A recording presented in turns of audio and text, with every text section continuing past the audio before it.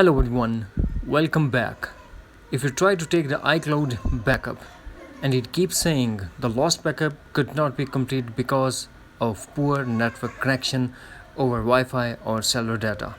Today in this video I'm going to show you how to fix this issue. So without wasting any time, let's get started.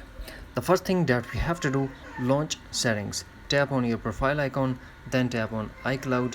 Here we have to tap on iCloud backup. Now turn off iCloud backup.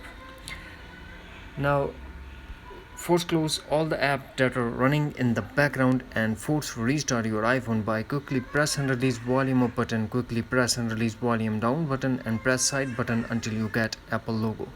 After force restart, we have to launch settings again and tap on general. Here we have to tap on transfer or reset iPhone, tap reset and tap reset network settings.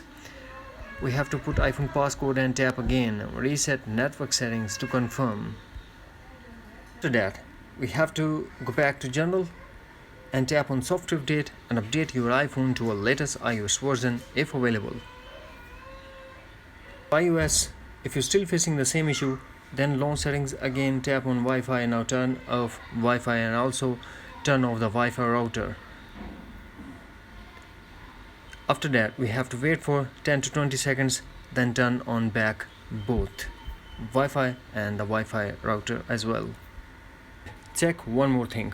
Settings, profile icon, tap on iCloud and tap on iCloud backup and check the space of iCloud. You have enough space in iCloud to back up your latest data.